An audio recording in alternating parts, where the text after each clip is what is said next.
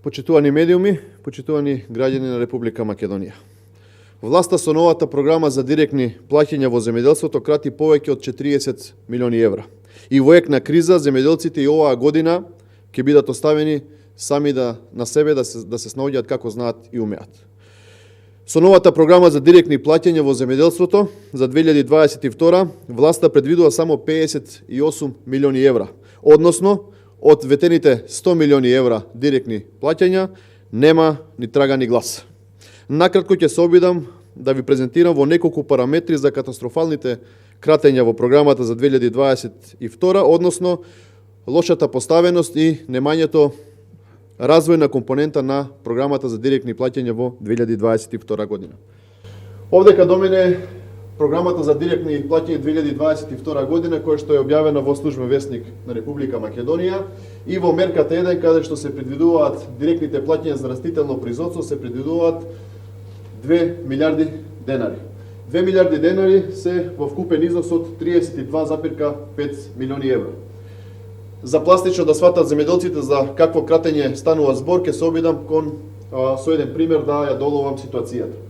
Ако ја земеме најголемата категорија на земјоделци во Република Македонија, тоа се тутунарите, и кои што и покрај лошите политики на Министерството во овој сегмент, оваа година реколтата ќе тежи околу 18 милиони килограми, помножено со сумата која што треба да ја добијат како субвенција, добиваме сума од 20 милиони евра.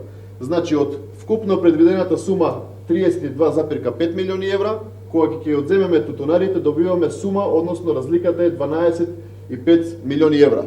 Замислете, почитувани, со 12,5 милиони евра во Република Македонија за 2022 треба да бидат покриени и полјоделците, и градинарите, и овоштарите, и лозарите, и сите останати подмерки кои што ги предвидува Министерството. Во делот, односно во подмерката 2, директни плаќања за сточарско производство, замислете, владата предвидува мизерни нешто повеќе од 3 милиони евра субвенции за оваа категорија на земјоделци.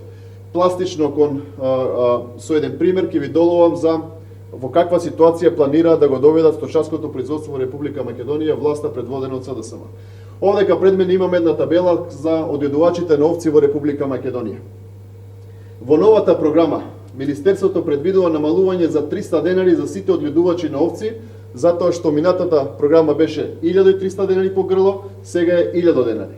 Во новата програма исто така се врши кратење од 300 денари за задржано женско јагне, каде што сега субвенцијата изнесува 700 денари. Минатата година беше 1000 денари, сега е 700.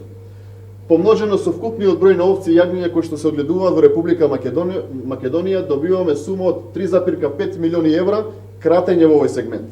Манипулацијата на власта за да ги изманипулира сточарите, односно овчарите во Република Македонија, воведува нова мерка каде што ќе дава по 400 денари за заклано јагне во кланичен капацитет и помножено со сумата која што отприлика Република Македонија ја има со заклани јагниња, добивам дека Министерството ќе импутира 1 милион евра во овој сегмент.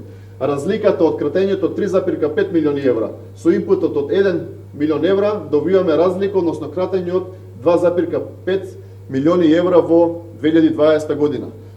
За подсетување, вкупна предвидена сума 3 милиони евра, само за сточарите треба, односно се потребни околу 2,5 милиони евра. Тоа значи дека сите сточарски гранки во Република Македонија, вклучувајќи ги свињарството, живинарството, сите подмерки кои што ги имаме во програмата, производителите на млеко и месо, ќе треба, односно нема да можат да добијат субвенции во нареднава 2022 година. Во интерес на времето, покрај минималните суми на програмата, односно сите подмерки кои што ги има во програмата, би се задржал само за крај во делот на мерката 11, а тоа што се за останатите обврски од претходни години. Практично со оваа мерка власта признава дека она што ВМРО ДПМН постојано апелира и кажува дека субвенциите не се исплаќаат навремено и доцнат, оваа мерка со 16 милиони евра предвидени средства практично е признание на власта дека имаме неисплатени субвенции од претходни години. Почитувани, сето ова се случува кога повторно Лјупчо Николовски е начело на Министерството за земјоделство, шумарство и водостопанство. Човекот кој што го запусти Министерството, сега се врати да го доуништи она што останало за уништување. Наместо заедно со неговиот премиер Ковачевски да се заложат за поголема помош и земјоделците да имаат екзистенција, тие сериозно кратат од субвенциите. Недомакинското работење на СДС ма удира по земјоделците. Се крати од нив за да се добијат пари за матни тендери. Но ова наскоро ќе стане минато затоа што во Република Македонија се потребни предвремени парламентарни избори, каде што ќе настане промена на власта и ќе покажеме како навистина се делува и се ставаат земјоделците на пиедесталот на приоритетите. Ви благодарам.